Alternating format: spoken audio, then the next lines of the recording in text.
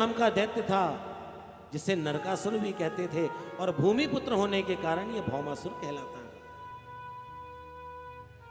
एक दिन इसने विचार किया, जब द्वारिकाधीश इतनी सारी गोपियों के साथ रास विहार कर सकते हैं, तो हम भी बहुत सारी रानियों को रख करके उनके साथ विवाह कर सकते हैं। और ऐसा विचार करके इस नरकासुर नाम के दैत्य ने अपने ही राज्य में 16,100 कन्याओं को बंदी बना करके रखा था। बंधन में बंधी बंधी पड़ी कन्याएं बैठी बैठी भगवान द्वारिकाधीश से प्रार्थना करती, प्रभु कब आकर के इस पापी के चुंगल से हमें निकालेंगे, कब हमारा इस पापी के चुंगल से निकलना होगा। भगवान तो सबके मन की जानने वाले थे। तो एक दिन भगवान उसी नरकासुर के राज्य में पहुंच गए जहां 16,100 कन्याएं बंदी बनी हुई थी। भगवान ने अपने गरुड़ को तैयार किया और गरुड़ को तैयार करके सीधे उसके देश में पहुंच गए, जो उसके देश का नाम था प्राग ज्योतिषपुर। सभार्यो गरुड़ारूढ़ा प्राग ज्योतिषपुरम। गरुड़ पर आरूढ़ होकर के मेरे द्वारिकाधीश आज उस भौमासुर के देश प्राग ज्योतिषपुर में पहुंचे। जैसे ही भगवान ने प्रवेश करने लगे तो द्वार पर ही एक 5 मुख वाला मुर नाम का दैत्य बैठा हुआ था। भगवान को मारने का प्रयास कर रहा है, भगवान से युद्ध कर रहा है। भगवान को क्रोध आया, भगवान ने तुरंत सुदर्शन उठाया और सुदर्शन उठा करके 5 मुख वाले उस मुर नाम के दैत्य के 5 के 5 सिर काट दिए, वध कर दिया।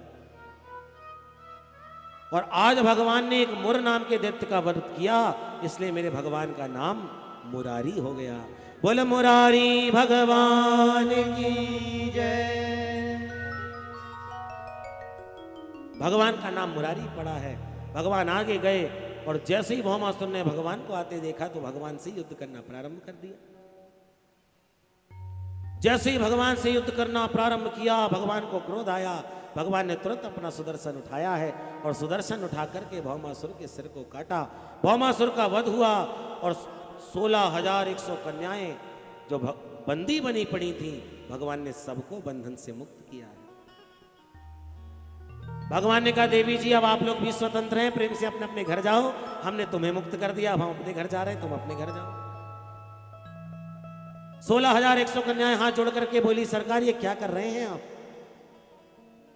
इतने दिन इस पापी के चुंगल में रहने के बाद, इतने दिन इस पापी के बंधन में रहने के बाद हमारे कौन घर वाले हमें अपनाएंगे? तो भगवान ने कहा, तुम कहना क्या चाहती हो? 16,100 रानियां कहने लगी, महाराज हम यही कहना चाहती कि संसार में हमारा कोई नहीं है। भगवान प्रसन्न होकर कहते हैं, जिस संसार में जिसका कोई नहीं होता उसके हम होते हैं। रानियां बोली, सरकार हमने तो अपने जीवन को आपके सहारे कर दिया है, जीवन है तेरे हवाले मुरलिया वाले। हे द्वारिकाधीश प्रभु, हमने तो ये जीवन आपके भरोसे कर दिया, अब आप ही हमें अपनाओ। भगवान प्रसन्न हुए और कहने लगे, जिसका कोई नहीं होता उसका मैं होता हूं। और भगवान ने एक ही साथ, एक ही मंडप में, एक ही मुहूर्त में 16,100 कन्याओं के साथ विवाह संपन्न किया। और ऐसे भगवान के कितने विवाह हो गए टोटल? 16,108। और ये थे हमारे कन्हैया के ठाठ। प्रेम से कहो श्री राधे। परीक्षित कालांतर में भगवान का विवाह हुआ और विवाह के पश्चात एक एक रानी से भगवान ने 10-10 पुत्रों का जन्म हुआ है। एक एक रानी से 10-10 पुत्रों का जन्म हुआ तो भगवान के बच्चों की संख्या कितनी हो गई?